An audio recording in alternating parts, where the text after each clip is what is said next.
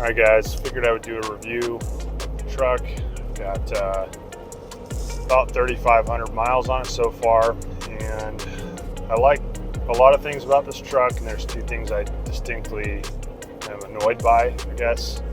Not necessarily problems, but they are frustrating and really just annoyances. So I'll leave the specs of the truck in the bottom of the video, but basically it's a 2023 F350 6.7 with a high output power stroke, 10-speed automatic, long bed, 4-wheel drive, single rear wheel, crew cab, XL trim level, XL off-road package with 360 camera package. That's pretty much all of it. Paid about $70,000 for this truck and got it about three and a half months ago now. I've done about 80% of those miles towing, and then the last 865 of which are not towing. That was a trip down to LA from Rockland and back. So things I love about this truck are the mileage. I'm getting 21 miles a gallon here on this trip that's unloaded, and then I've averaged about 13 to 14 that's towing roughly 6,000 to 7,000 pound trailers. It's a dump trailer and or a travel trailer. I have two trailers and both of them weigh about the same. So when they're loaded, the power is great. The engine brake is good. In my opinion, I had no issues whatsoever with the transmission, although you wouldn't expect to in this few of miles. I'll update you later when the truck has more miles, but comfort's great. So really, all the things you would expect to be good are good, and I'm happy with. And so let's jump to the bad. I'll keep this video as short as possible. The two things that annoy me are the Apple CarPlay. It's just kind of glitchy. Jumping between Google Maps, sometimes it's gotten bogged down and altogether frozen, probably a dozen times in the last 3.5 months. So not a lot, but enough to be annoying. And then I will hold the mic down by the steering column. There is a constant chirping or a little rattle. I don't know where it comes from. I've adjusted the steering wheel and it's just always there.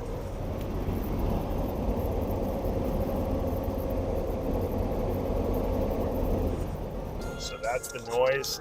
Again, it's just kind of a constant. If you have music on, it's not a big deal.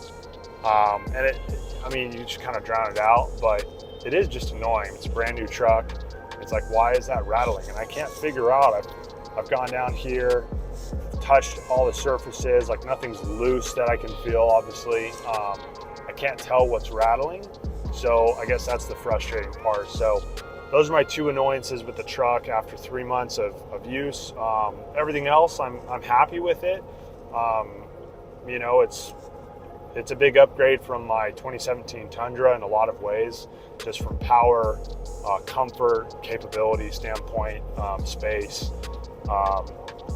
So overall, I give this truck about a 9 out of 10 right now, and that's just because I've got these two annoyances with the CarPlay and the random, or not random, the constant, little rattle down here by the steering column. I will let you know, maybe when we get to 20,000 or 50,000 miles, how it's going at that point. Yeah, I'll do a walk around and kind of go through the upgrades I've done on this truck. So I've really only done a few things. I put on the platform running boards. Those are Ford factory running boards I found on Facebook Marketplace for $300 because the truck didn't come with them. I installed myself the decked toolbox, which I can do a separate review on that, but overall I'm very happy with the decked toolbox.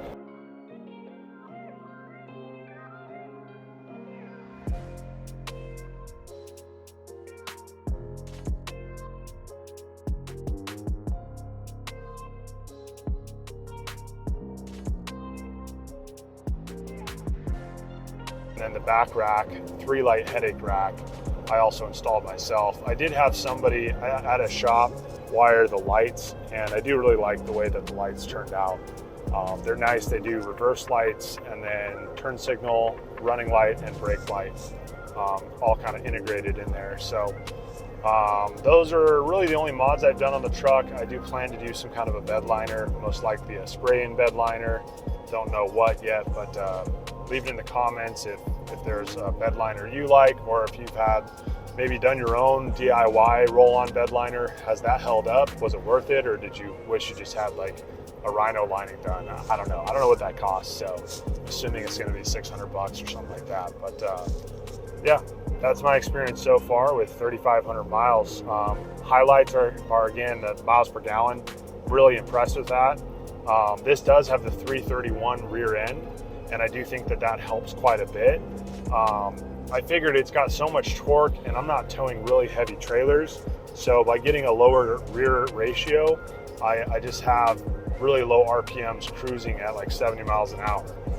So when I take a trip like this and we're just driving on the highway, and getting 21 miles a gallon out of an 8,000 pound four-wheel drive truck, to me is pretty phenomenal. I don't know, I guess I'm just not used to that because I drive a Tundra. Yeah, I'm very happy with the miles per gallon of the truck.